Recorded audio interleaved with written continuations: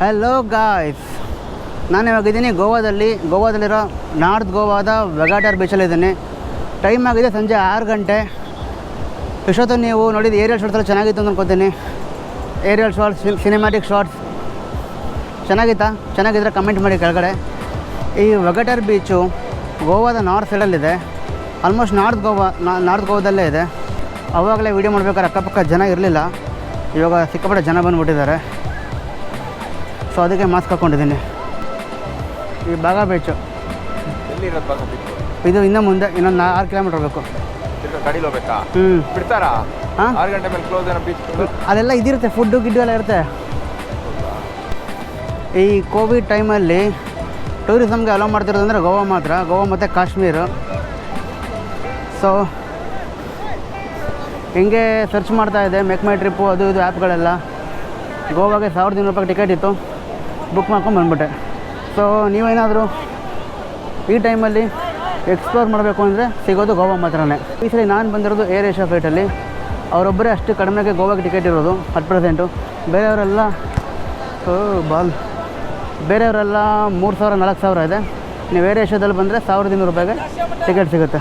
ಸಲ ಗೋವಾ ಟ್ರಿಪ್ಪಿಗೆ ಬಂದಿರೋದು ನಾನು ಮತ್ತು ನನ್ನ ಫ್ರೆಂಡ್ ಸತೀಶ್ ಅಂತ. ಇಬ್ಬರು ಅಕ್ಕಪಕ್ಕ ರೋಡಲ್ಲೇ ಇದ್ದೀವಿ.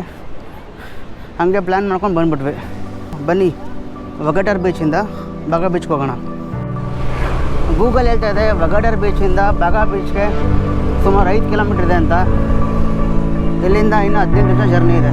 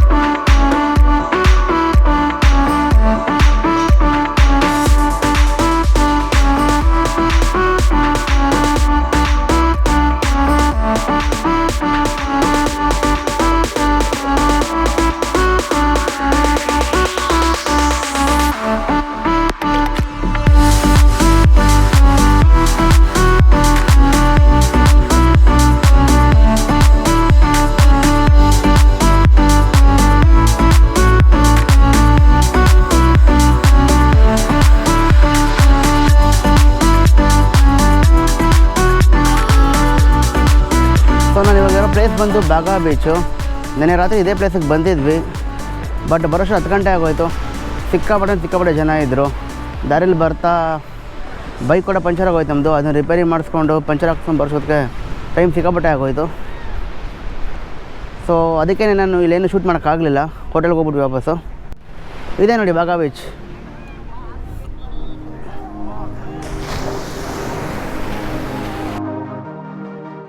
ಯಾಕೋ ಗೊತ್ತಿಲ್ಲ, ನಮಗೆ ಬಾಗಾ ಮತ್ತು ಕಲ್ಲಂಗುಲ್ ಬೀಚ್ನ ವಾತಾವರಣ ಇಷ್ಟ ಆಗಲಿಲ್ಲ. ಇಂಟರ್ನೆಟ್ಟೆಲ್ಲ ಫುಲ್ ಸರ್ಚ್ ಮಾಡಿ ಅಲ್ಲಿಂದ 20 ಕಿಲೋಮೀಟ್ರ್ ದೂರದಲ್ಲಿರೋ ಒಂದು ಬೀಚ್ಗೆ ಹೋದ್ವಿ.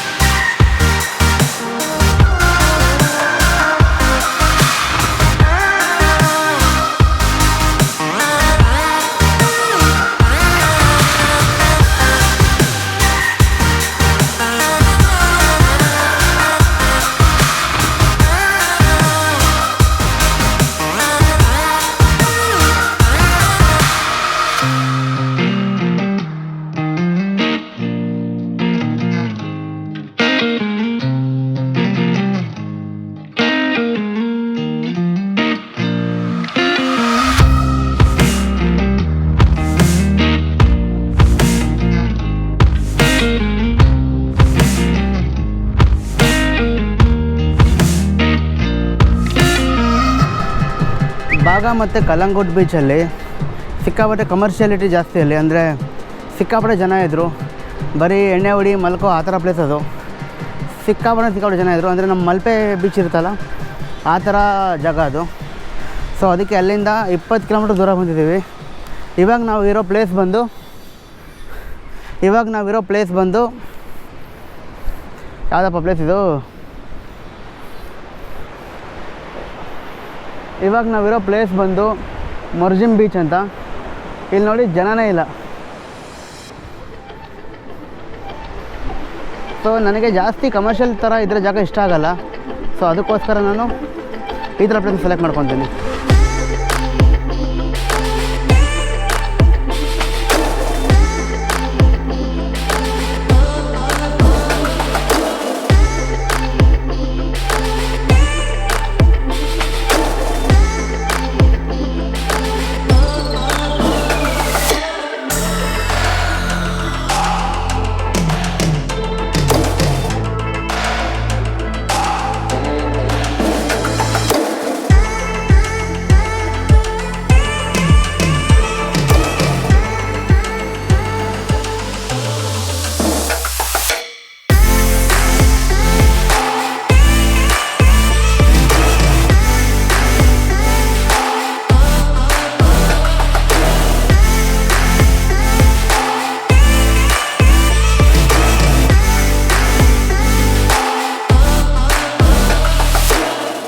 ಹೆಂಗಿರುತ್ತೆ ಬೀಚ್ ಮುಂದೆ ನಿಂತ್ಕೊಂಡ್ರೆ ಬೀಚು.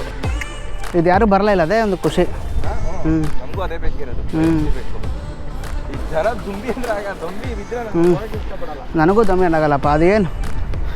ಸೊ ನೀವೇನಾದ್ರು ಕಲಂಗುಟ್ ಮತ್ತು ಬಾಗ ಬೀಚ್ಗೆ ಹೋದರೆ ಜನದ ದೊಂಬಿ ಸಿಕ್ಕಾಪಟ್ಟೆ ಇರುತ್ತೆ. ಸೊ ಅದರಿಂದ ಇದು ಬಂದು ಆ್ಯಕ್ಚುಲಿ ಪ್ರೈವೇಟ್ ಬೀಚ್. ಇದು ಇಲ್ಲಿ ಬಂಡೆ ಕಾಣ್ತಾ ಇದೆಯಾ? ಆ ಬಂಡೆಯಿಂದ ಆ ಕಡೆಗಿರೋದು ಮೊರ್ಜಿಮ್ ಬೀಚು, ಬಂಡೆಗಿಂತ ಈ ಕಡೆಗಿರೋದೆಲ್ಲ ಅಶ್ವೆಮ್ ಬೀಚು. ಸುಮಾರು ಒಂದು 2 ಕಿಲೋಮೀಟರ್ ಡಿಸ್ಟೆನ್ಸಲ್ಲಿದೆ ಬೀಚ್. ಇದು ಸಖತ್ತಾಗಿದೆ, ಜನ ಯಾರೂ ಇರಲ್ಲ ಇಲ್ಲಿ. ನಿಮಗೆ ಕಲಂಗುಟ್ ಮತ್ತು ಇದ್ರ ಥರ ಬಾಗ ಬೀಚ್ ಥರ ನಿಮ್ಗೆ ಇಲ್ಲಿ ಶವರ್ಗಳೆಲ್ಲ ಏನೂ ಇರೋಲ್ಲ. ನೀವೇನಾದ್ರು ನೀರಿಗೆ ಹೋಗಿ ಬಿದ್ದರೆ ಇಲ್ಲಿ ನೀವೆಲ್ಲ ಪ್ರೈವೇಟ್ ರೆಸಾರ್ಟ್ಗಳಿರೋದು. ಸೊ ನೀರಿಗೆ ನಿಮ್ಮ ಓನ್ ರಿಸ್ಕಲ್ಲಿ ನೀವು ಬೀಳಬೇಕು. ಇಲ್ಲ ಇಲ್ಲೆಲ್ಲ ಬಿದ್ದು ನೀರಲ್ಲಿ ಬಿದ್ದು ಎಲ್ಲ ಆಟ ಆಡಿಕೊಂಡು ನಿಮ್ಮ ಹೋಟ್ಲಿಗೆ ಹೋಗಿ ಚೆನ್ನಾಗಿ ಮಾಡ್ಕೊಬೇಕು ನೀವು. ಪ್ಲೇಸ್ ಮಾತ್ರ ಸಖತ್ತಾಗಿದೆ. ಬೀಚ್ ಅಂದರೆ ಹಿಂಗೆ ಇರಬೇಕು, ಯಾರೂ ಜನ ಇರಬಾರ್ದು. ಅಲ್ಲಿ ಆ ಥರ ಚೇರ್ಗಳು ಹಾಕಿದ್ರೆ ಮಲ್ಕೊಳ್ಳೋ ಚೇರ್ಗಳು, ಅದನ್ನ ಹಾಕ್ಕೊಂಡು ಅದ್ರ ಮೇಲೆ ಮಲ್ಕೊಂಡು 2 ಅವರ್ ಹಂಗೇ ಮಲಗಿರಬೇಕು ಸಮುದ್ರ ನೋಡಿಕೊಂಡು. ಅದೊಂಥರ ಚೆನ್ನಾಗಿರುತ್ತೆ. ಚೆನ್ನಾಗಿತ್ತು ಒಟ್ನಲ್ಲಿ ಬೋಟ್ ರೈಡ್ ಚೆನ್ನಾಗಿತ್ತು. ಒಟ್ಟಿನಲ್ಲಿ ಎಕ್ಸ್ಪೀರಿಯನ್ಸ್ ಹೆಂಗಿತ್ತು? 2 ಎಕ್ಸ್ಪೀರಿಯನ್ಸ್ ಆಯಿತು. ನನಗೆ ಬೇಜಾರಾಗಿದೆ ಏನಂದರೆ ಅವನಿಗೆ ಮುಖ ಹೊಡಬಿಡ್ತಲ್ಲ ಡ್ರೋನು, ಅದೇ ಬೇಜಾರಾಗಿದ್ದು. ಆದ್ರೂ ನಾನು ಎಲ್ಲ ಪ್ರೈವೇಟ್ ರೆಸಾರ್ಟ್ಗಳ್ರಿ ಇದು. ನೋಡಿ ಟ್ಯೂಬರ್ಗ್. ಗೋವಾಗೆ ಬಂದರೆ ಎಲ್ಲ ಕಡೆನೂ ಬರೀ ಇದೆ ಬಾಟ್ಲುಗಳೇ, ಎಣ್ಣೆ ಬಾಟ್ಲುಗಳು. ಎಲ್ಲ ಅಲ್ಲೇ ಕೂತ್ಕೊಂಡು ಎಣ್ಣೆ ಹೊಡಿತಿರ್ತಾರಲ್ಲ. ರೋಡಲ್ಲಿ ಪ್ರತಿ 3 ಅಂಗಡಿಗೆ 1 ಅಂಗಡಿ ವೈನ್ ಶಾಪ್. ಇಲ್ಲಿ ಪಬ್ಬಲ್ಲ, ಇದು ರೆಸಾರ್ಟ್. ಇದು ಅಂದರೆ ಬೀಚ್ ಸೈಡ್ಗೂ ಇದೆ, ಆ ಕಡೆ ರೂಮ್ಗಳಿದೆ ನೋಡ್ರಿ. ಇಲ್ಲಿ ಸಖತ್ತಾಗಿದೆ ರೂಮ್ಗಳು.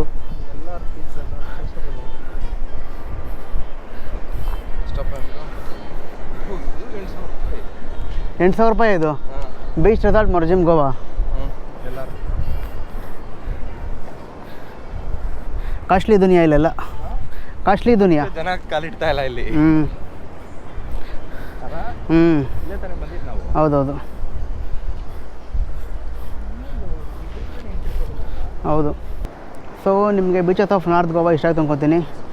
ನೀವು ನಾರ್ತ್ ಗೋವಾ ಬಂದರೆ ವೆಗೆಟರ್, ಆಮೇಲೆ ಮೊರ್ಜಿಮ್ ಮತ್ತು ಅಶ್ವೆಮ್ ಈ ಬೀಚ್ಗಳಿಗೆ ಬನ್ನಿ. ಬಾಗ ಬೀಚ್, ಕಲಂಗುಟ್ಗಿ ಬೀಚ್ ಬೇಡ. ಆ 2 ಬೀಚ್ಗಳು ದೊಂಬಿ ಜಾಸ್ತಿ. ಸೊ ನಾನು ಈ ಥರನೇ ಇಷ್ಟಪಡೋದು. ನಿಮ್ಗೆ ಯಾವ ಥರ ಇಷ್ಟ ಅದನ್ನೇ ಟ್ರೈ ಮಾಡಿ ಹೇಳ್ತೀನಿ ಇನ್ನೇನು ಮಾಡೋದು. ಸೊ ಮತ್ತೆ ಸಿಗೋಣ ನೆಕ್ಸ್ಟ್ ಎಪಿಸೋಡಲ್ಲಿ. ಬಾಯ್ ಬಾಯ್.